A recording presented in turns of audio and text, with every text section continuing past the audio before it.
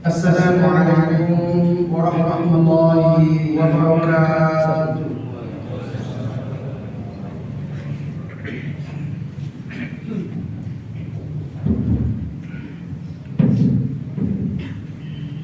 Allahu Akbar,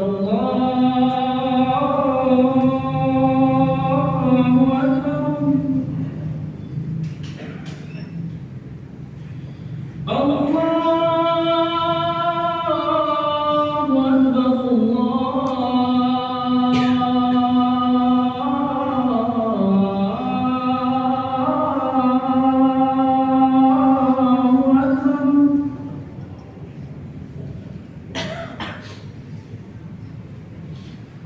Asyhadu an la ilaha illallah.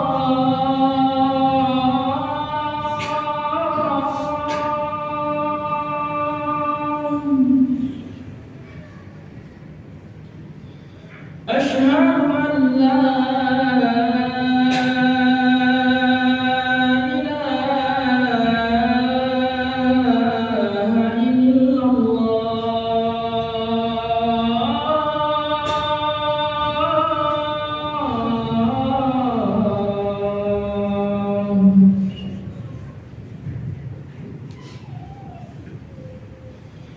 أشهد أن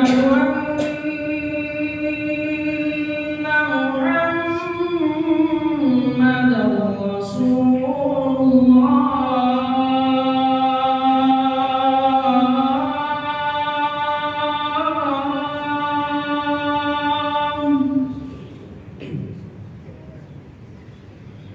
أشهد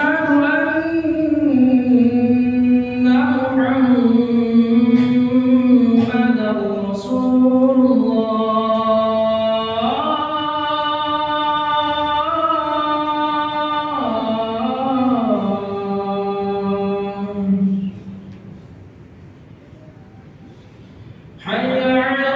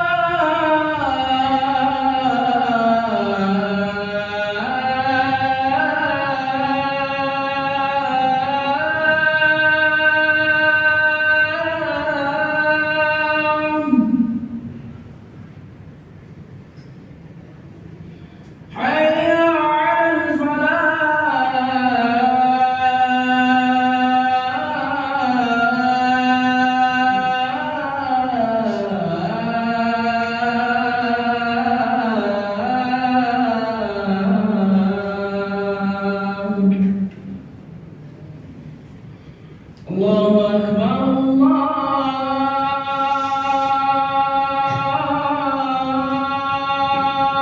Allahu Akbar. La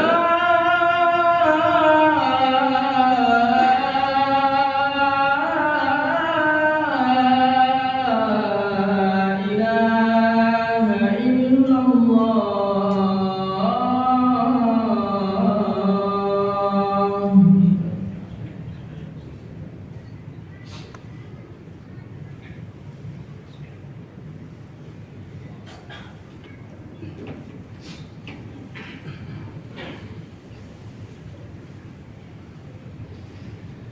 إن الحمد لله نحمده ونستعينه ونستغفره ونعوذ بالله من شرور أنفسنا ومن سيئات أعمالنا من يهده الله فلا مضل له ومن يضلل فلا هادي له أشهد أن لا إله إلا الله وحده لا شريك له وأشهد أن محمدا عبده ورسوله اللهم صل وسلم وبارك وأنعم على عبدك ورسولك محمد وعلى آله وصحبه أجمعين أيها المسلمون أوصيكم وإياي بتقوى الله فقد فاز المتقون يقول الله تبارك وتعالى في محكم تنزيله يا أيها الذين آمنوا اتقوا الله حق تقاته ولا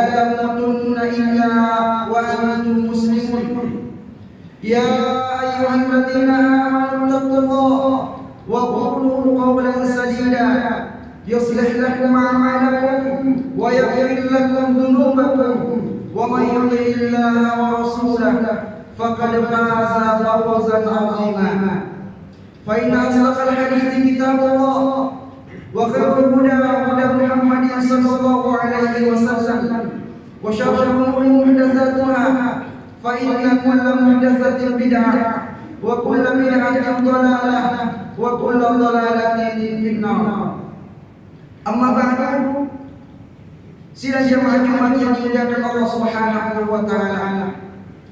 Pertama-tama dan yang paling utama untuk kita serukan pada Jumat yang berbahagia ini adalah seruan untuk senantiasa bertekad dan berupaya meningkatkan iman dan meningkatkan takwa kita kepada Allah Subhanahu wa taala. Dan kita senantiasa melaksanakan segala apa yang diperintahkan Allah Subhanahu wa taala dan Rasul-Nya dan berupaya untuk meninggalkan segala apa yang dilarang oleh Allah Subhanahu wa taala dan Rasul-Nya. Kemudian yang kedua, seruan untuk senantiasa memuji dan bersyukur kepada Allah Subhanahu wa taala atas segala nikmat yang Allah Subhanahu wa taala berikan kepada kita semua. Semoga Allah Subhanahu wa taala senantiasa menambahkan kepada kita nikmat-nikmat-Nya dan menjauhkan kita dari segala bentuk murka dan azab-Nya. Sidang jemaah Jumat yang dimuliakan Allah Subhanahu wa taala. Ada renungan singkat kita pada Jumat yang berbahagia ini adalah tentang kesolehan sosial. Menjadi orang saleh jemaah yang dimuliakan Allah Subhanahu wa taala itu harus memenuhi dua hal. Yang pertama, mensolehkan diri pribadi yang disebut dengan kesolehan pribadi. Dengan cara apa? Dengan cara kita senantiasa memperbaiki hubungan kita dengan Allah Subhanahu wa taala. Kita melaksanakan salat 5 waktu, kita melaksanakan salat berjamaah, melaksanakan ibadah puasa baik wajib ataupun sunnah, memperbanyak bacaan Quran, hadir di majelis ilmu, menuntut aurat dan lain sebagainya. Inilah yang disebut dengan kesolehan pribadi.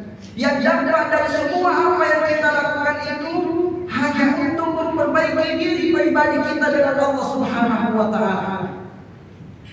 Dan kemudian yang kedua, yang perlu juga untuk kita perhatikan, selain daripada kita melaksanakan ibadah-ibadah ini, adalah mesti mensolehkan diri kita secara sosial, yaitu memperbaiki hubungan kita dengan sesama manusia, khususnya dengan sesama saudara kita semuslim. Oleh karenanya Allah Subhanahu Nabi sallallahu alaihi wasallam dalam pesannya mengatakan, ittaqillaha haitsu ma kunta wa atbi sayyi'atal hasanata tamhuha wa khaliqin nasa bi khuluqin hasan. Hendaklah kamu bertakwa kepada Allah Subhanahu wa taala dimanapun berada, dan kemudian mengikuti dari segala perbuatan-perbuatan buruk yang pernah kita lakukan diganti dengan perbuatan-perbuatan yang baik, amal-amal soleh. Lalu bergaulah dengan manusia dengan cara dan dengan akhlak yang baik.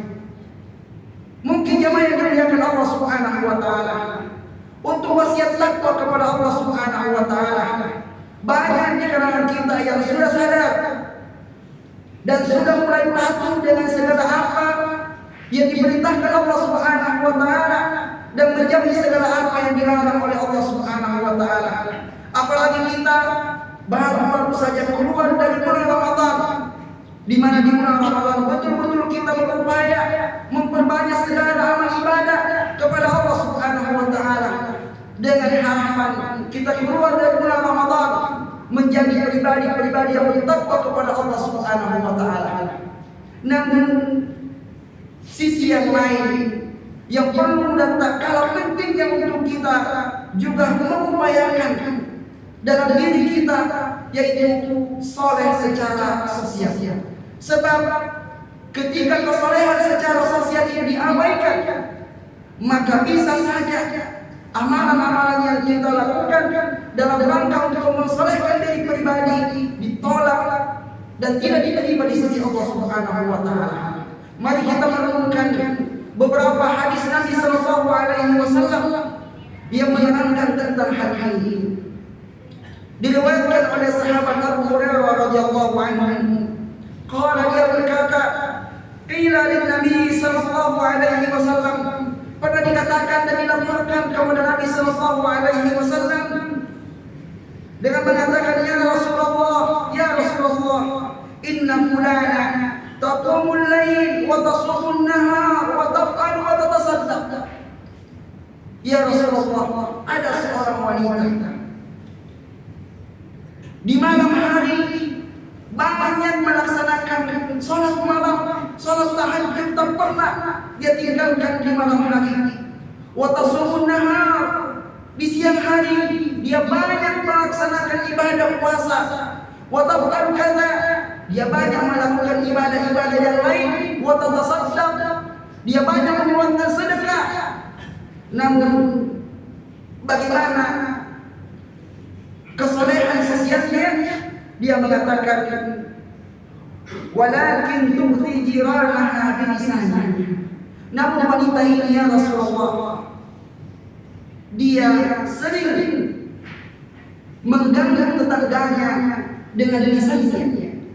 Artinya satu sisi bahwa wanita ini kita pandang dia adalah wanita yang saleh, banyak melaksanakan salat malam, banyak melaksanakan puasa, banyak membaca Al-Quran, banyak bersedekah, berzakat. Ini adalah kesolehan secara pribadi. Namun satu sisi bagaimana pergaulannya dengan manusia, ternyata dilaporkan wanita ini suka mengganggu daripada tetangganya dengan lisannya, dengan perbuatannya. Apa kata Nabi sallallahu alaihi wasallam? La khaira fiha. Enggak ada kebaikan pada diri wanita ini. Tidak ada kebaikan pada diri wanita ini. Kemudian Nabi sallallahu alaihi wasallam mengatakan, hiya finnar, wanita ini tempatnya di dalam neraka.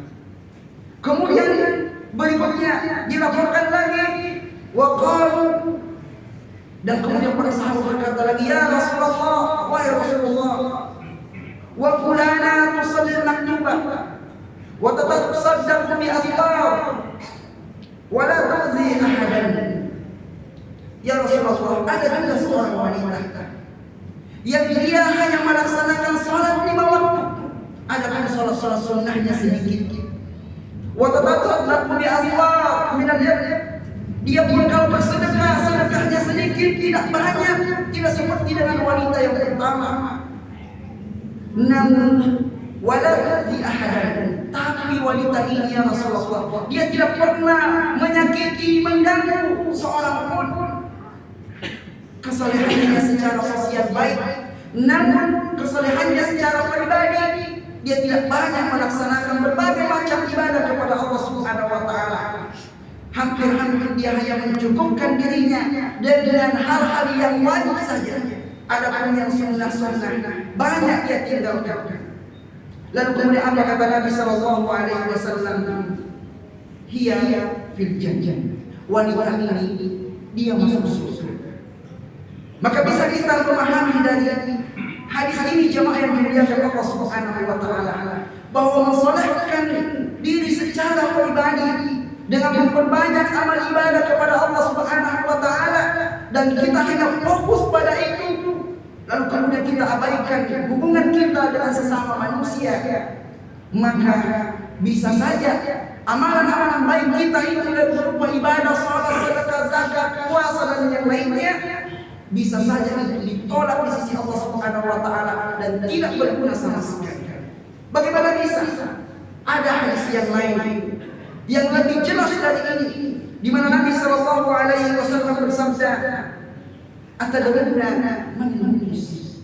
Tahukah kalian siapa itu orang yang bangkrut?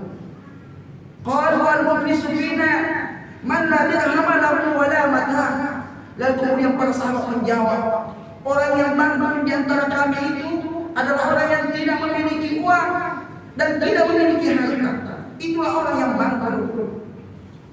Kemudian faqala, maka kemudian Nabi sallallahu alaihi wasallam melanjutkan, innal muflisa min ummati, sesungguhnya orang yang bangkrut dari umatku, man ya'ti yaumal qiyamati bi salati, yaitu orang yang datang nanti pada hari kiamat membawa pahala salat lima waktu, pahala salat sunnah yang banyak. Kemudian wasiyani, dia datang membawa pahala puasa wajib, begitu pun pahala puasa sunnah. Wa zakatin, juga dia datang membawa pahala zakat, pahala sedekah. Kemudian di samping daripada itu, wa ya'ti wa qad syadda mahana, namun dia datang dengan membawa berbagai macam dosa. Dosa apa yang dia perbuat? Dosa kepada sesama manusia. Dia datang wa qad syadda mahana, dia telah mencela, mengejek, mengolok-olok ini. Wa qadhafa hadza, menuduh ini. Wa akala mala hadza, dan memakan hartanya ini. Wa safaka dama hadza, dan dia telah mengalirkan darahnya ini. Wa daraba hadza, dia datang dengan pernah memukul orang ini. Fa yu'ta hadza min hasanatihi, maka kemudian semua orang-orang yang pernah dia sakiti, yang pernah dia ambil haknya, semuanya nanti datang pada hari kiamat menuntut haknya pada orang ini. Hingga kemudian orang yang pernah dia celah, orang yang pernah dia ejek, orang yang pernah dia sakiti dengan lisannya datang menuntut, maka kemudian fayu'ta hadza min hasanatihi, maka kemudian orang yang datang menuntut ini diberikanlah pahala dia, pahala salatnya, kemudian mengalir kepada orang ini. Kamu dulu pernah mengejek saya, kamu dulu pernah menuduh saya, bayar. Maka pahala salatnya yang tadi yang banyak itu diserahkan kepada orang yang datang menuntut. Berikan. Hingga kemudian setelah orang yang pernah dia sakiti dengan lisannya selesai, masih ada lagi yang antri yang pernah dia sakiti dengan tangannya, yang pernah dia pukul, yang pernah dia alirkan darahnya.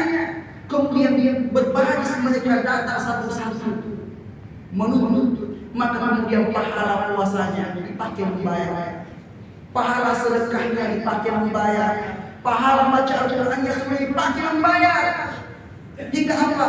Hatta ila faniyat hasanatu, hingga kemudian habislah semua pahala-pahala ibadah yang pernah dia lakukan itu. Dan ternyata masih ada lagi orang yang antri, yang datang menuntut dia karena muamalahnya yang tidak baik, karena hubungannya kepada manusia yang tidak baik. Maka ketika yang lain masih datang menuntut dan pahalanya sudah habis untuk dipakai membayar, apa yang terjadi? Maka kemudian qabla ukhidha min khatayahum faturihat alaihim, maka kemudian dosa-dosa orang yang datang menuntut itu dilimpahkan padanya, hingga kemudian dosa-dosanya membunuh, yang sebelumnya pahalanya yang membunuh habis sebelum pahala ini, lalu berganti dengan dosa yang membunuh, karena masih banyak orang yang datang membawa dosa. kemudian dilimpahkan padanya hatta tulihu hingga kemudian akhirnya orang ini dilempar masuk ke dalam neraka. Jemaah yang dimuliakan Allah Subhanahu wa taala. Ini tentu hal-hal yang kita berikan perhatian bersama, di mana adalah suatu kenikmatan dan suatu kesyukuran kita melihat di masjid ramai orang melaksanakan salat alhamdulillah. Banyak orang yang hadir melaksanakan salat berjamaah alhamdulillah. Banyak orang yang hadir di majelis ilmu alhamdulillah. Banyak orang yang pakai jilbab dari kalangan muslimat alhamdulillah. Namun kita tidak pernah pergi sampai di sini. Masih ada lagi tugas yang lain yang harus kita tunaikan, yaitu bagaimana hubungan kita kepada sesama manusia juga harus menjadi baik. Harus kita menampilkan akhlak-akhlak yang baik kepada mereka. Oleh karenanya Nabi Sallallahu Alaihi Wasallam menjelaskan bahwa orang yang paling sempurna imannya adalah orang yang paling baik akhlaknya. Bukan orang yang paling banyak sholatnya, bukan orang yang paling banyak puasanya, namun orang yang paling baik akhlaknya kepada sesama manusia. Oleh karenanya jamaah yang dimuliakan Allah Subhanahu wa taala, wa khaliqin nasa bi khuluqin hasanin, hendaklah kamu mempergauli manusia dengan akhlak yang baik. Dan kita masih sangat kurang dari masalah yang kedua ini. Mungkin kalau masalah yang pertama, kesolehan secara pribadi alhamdulillah sudah terlihat baik, sudah terlihat luar biasa. Namun yang kedua inilah yang kadang-kadang kita banyak yang menyoroti. Dia baik secara pribadi, namun secara pergaulan hubungan dengan sesama manusia ini yang masih sangat kurang menyapa, kurang salah, kata-kata yang tidak baik dan seterusnya. Hati-hati kita jemaah yang dimuliakan Allah. Jangan sampai kita berbangga dengan kesolehan kita secara pribadi, lalu kemudian kita sombong, lalu kemudian kita meremehkan orang lain. Yang dengan sebab itu kebaikan kita secara pribadi tidak berguna di sisi Allah Subhanahu wa taala. Fa'tabiru ya ulil absar, maka hendaklah kalian mengambil pelajaran dari perkara ini. Barakallahu li wa lakum fil Qur'anil azim wa nafa'ani wa iyyakum bima fihi minal ayati wa dhikril hakim wa taqabbalallahu minni wa minkum innahu huwas samiul alim.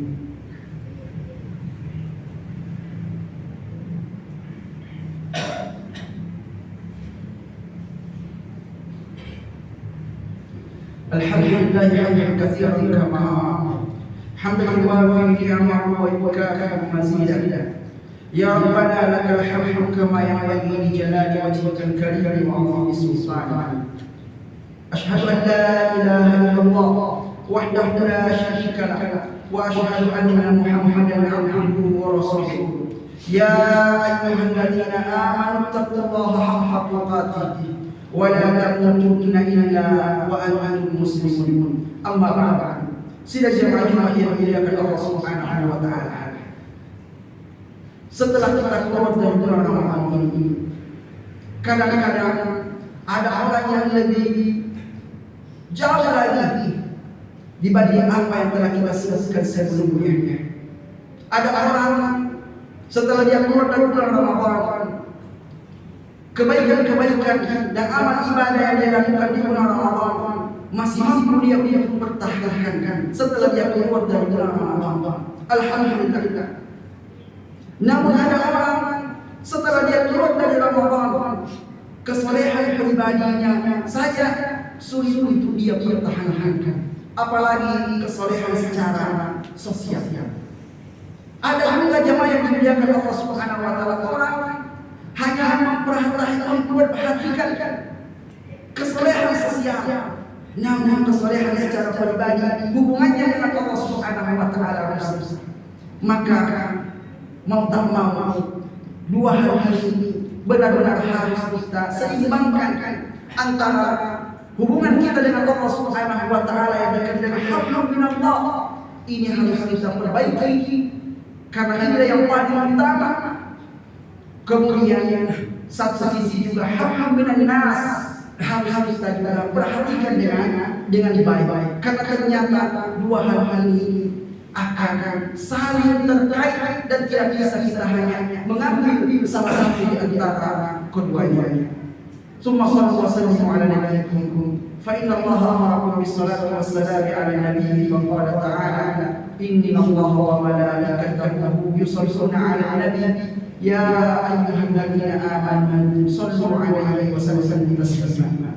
Allahumma salli ala Muhammad wa ala ali Muhammad kama sallaita ala Ibrahim wa ala ali Ibrahim innaka Hamidum Majid. Allahumma barik ala Muhammad wa ala ali Muhammad kama barakta ala Ibrahim wa ala ali Ibrahim innaka Hamidum Majid. Allahumma ighfir lil muslimina wal muslimat والمؤمنين والمؤمنات الأحياء منهم والأموات إنه سميع قريب مجيب دعوات يا قاضي الحاجات. اللهم أرنا الحق حقا وارزقنا اتباعه وأرنا الباطل باطلا وارزقنا اجتنابه. ربنا ظلمنا أنفسنا وإن لم تغفر لنا وترحمنا لنكونن من الخاسرين. ربنا لا تزغ قلوبنا بعد إذ هديتنا وهب لنا من لدنك رحمة إنك أنت الوهاب.